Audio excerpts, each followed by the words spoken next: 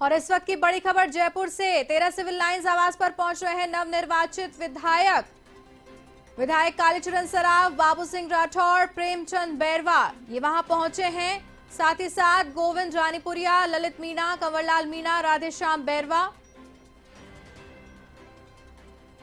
कालूलाल मीणा, के विश्नोई, सुरेश रावत, भागचंद टाकड़ा वहां पर पहुंचे हैं। बड़ी खबर इस वक्त की जयपुर से, वसुंधरा राजे के घर नवनिर्वाचित विधायकों का जमावड़ा लगा हुआ दिखाई दे रहा है। 13 सिविल लाइंस आवास पर ये नवनिर्वाचित विधायक अपनी उपस्थिति दर्ज करवाते हुए दिखाई दे रहे हैं। विधायक कालीचरण सराफ, बाबू सिंह राठौर, प्रेमचंद बैरवा, कालूलाल मीणा, के सहित कई लोग, टाकड़ा सहित कई नवनिर्वाचित विधायक वहां पर पहुंचे।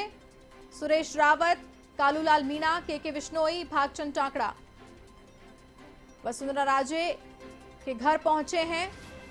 ये सभी नवनिर्वाचित विधायक हैं जो 13 सिविल लाइंस पूर्व मुख्यमंत्री वसुंधरा राजे के घर पर पहुंचे हैं। और इसी खबर पर विस्तार से जानकारी लेंगे हमारे वरिष्ठ संवाददाता आशीष तिवारी फोन लाइन पर मौजूद है हमारे साथ। आशीष, इस खबर पर क्या अपडेट और इसके क्या मायने निकाले जाएं? लगातार नवनिर्वाचित विधायकों का वहां पर पहुंचने का सिलसिला जारी है। बिल्कुल भारती, बताना चाहूंगा कि राजस्थान में पूर्ण बहुमत से बीजेपी की सरकार बनने जा रही है और अब जो मंथन हो रहा है, मुख्यमंत्री के चेहरे को लेकर मंथन किया जा रहा है।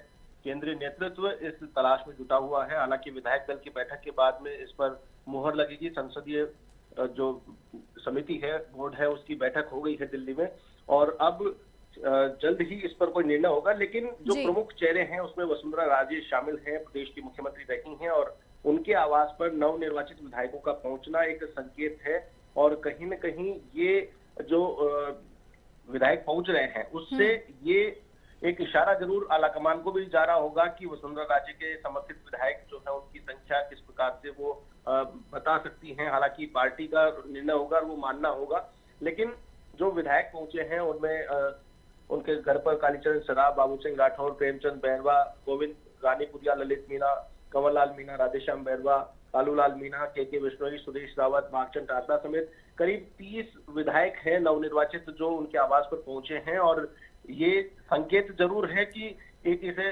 शक्ति प्रदर्शन भी देखा जा सकता है कि अघोषित शक्ति प्रदर्शन की विधायक कितने वसुंधरा राजे के समर्थित हैं। और सूत्रों से जो जानकारी है कि कई और विधायक हैं जो वसुंधरा राजे से संपर्क में हैं और वसुंधरा राजे की पैरवी जरूर जब भी विधायक दल की बैठक होगी तो उनके नाम पर प्रमुखता से वो अपनी बात रखेंगे और पूरी कोशिश वसुंधरा राजे गुट की रहेगी कि मुख्यमंत्री का जब चयन हो तो उसमें उनके नाम को गंभीरता से लिया जाए, विचार किया जाए, क्योंकि 25 लोकसभा सीटें बीजेपी आलाकमान को जीतनी है। केंद्र का चुनाव होना है, लोकसभा चुनाव 6 महीने में होना है, तो राजस्थान की 25 सीटें निकाल करके देना ये भी एक चुनौती होगी। जो भी मुख्यमंत्री होगा, आलाकमान का ये जरूर एक प्रयास होगा कि जो भी मुख्यमंत्री हो बैलेंस बना करके रखा जाए। जिस प्रकार का राज पिछला 5 साल का कांग्रेस का रहा, पायलट ग्रुप, गहलोत ग्रुप रहा, उस ग्रुप की तरह जनता के बीच में चर्चा का विषय नहीं बने, पार्टी की जो फुटोवल है वो जनता के बीच में नहीं आए,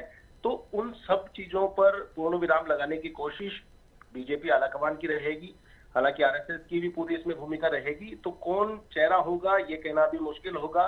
कई चेहरों पर चर्चाएं चल रही हैं, लेकिन मुख्यमंत्री रही वसुंधरा राजे, उनको दरकिनार नहीं किया जा सकता है। उनकी रजामंदी जरूरी है। वो खुद चेहरा है, वो खुद मुख्यमंत्री बने या फिर उनकी रजामंदी भी इसमें काफी महत्व रखती है। तो ये विधायकों का पहुंचने का जो सिलसिला है वो काफी महत्व रखता है, काफी महत्वपूर्ण है बात। जी बिल्कुल आशीष, यहाँ पर यह भी देखना होगा कि कांग्रेस में एक अलग प्रथा है, एक अलग सिस्टम है, लेकिन अगर बात करें भारतीय जनता पार्टी की तो शीर्ष नेतृत्व जिस पर मोहर लगा देता है वो सर्वसम्मति से स्वीकार करना भी पड़ता है। ऐसे में पूर्व मुख्यमंत्री वसुंधरा राजे के घर पर नवनिर्वाचित विधायकों का जो जमावड़ा हम देख रहे हैं, लगातार उनके पहुंचने का सिलसिला देख रहे हैं, इसे किस तरीके से देखा जाए? क्या एक शक्ति प्रदर्शन है या इसके अलावा भी कुछ और इंडिकेशन कर रहा है? और इसके साथ साथ ये भी बताएं कि कौन कौन से वो नाम है जो सीएम की रेस में आगे चल रहे हैं।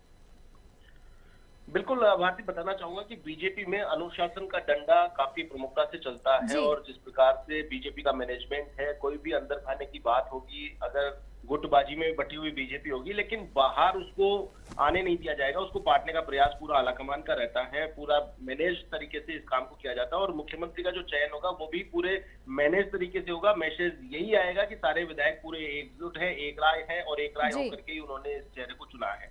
चेहरा जी कुछ भी हो सकता है, क्योंकि मोदी सरकार जब से बनी है केंद्र में तब से लेकर के बीजेपी के नए प्रयोग देखने को मिले हैं। कई राज्यों में पुष्कर सिंह धामी चुनाव हार गए थे, लेकिन फिर भी उन्हें मुख्यमंत्री बनाया गया, फिर से एक सीट खाली करा करके उनको चुनाव लड़ाया गया। तो ये आलाकमान जिस प्रकार से फैसला लेता है बीजेपी में, वो चौंका भी देता है। तो राजस्थान को लेकर भी कोई अतिशयोक्ति नहीं होगी, चौंका भी सकता है। लेकिन वसुंधरा राजे को दरकिनार करना एक छोटी बात नहीं, आसान काम नहीं है, क्योंकि उनके समर्थित विधायक भी काफी जीते हैं जी और जी काफी निष्ठा विधायकों में है जो वसुंधरा राजे में निष्ठा रखते हैं और वसुंधरा राजे के खिलाफ वो जाकर के अपना पक्ष नहीं रख सकते। तो ऐसे में माना जाता है कि वसुंधरा राजे को साथ में लेके फैसला लिया जाएगा या फिर वसुंधरा राजे के पक्ष में फैसला किया जाएगा। तो हो सकता है वसुंधरा राजे हो सकता है कि गजेंद्र सिंह शेखावत का नाम चल रहा है, अश्विनी वैष्णव का नाम चल रहा है, बाबा बालकनाथ का नाम चल रहा है। ऐसे कई नाम हैं, कई दिग्गज हैं, तकरीबन आधा दर्जन चेहरे हैं जिनके ऊपर कयास लगाए जा रहे हैं कि वो राजस्थान के मुख्यमंत्री हो सकते हैं। हालांकि विधायक दल की बैठक और आलाकमान का जो फैसला होगा उसके अनुरूप राजस्थान में मुख्यमंत्री का फैसला होगा। जी भारती। जी आशीष, तमाम जानकारी के लिए आपका बहुत बहुत धन्यवाद। तो ये थे वरिष्ठ संवाददाता आशीष तिवारी, हमारे साथ फोन लाइन पर जुड़े थे इस खबर पर अपडेट के लिए, जिन्होंने बताया कि ये आधा दर्जन नामों की फौज है जिन पर जो रेस में आगे चल रहे हैं, लेकिन पूर्व मुख्यमंत्री वसुंधरा राजे को दरकिनार नहीं किया जा सकता। या तो उनके पक्ष में फैसला होगा या उन्हें साथ में लेकर ही फैसला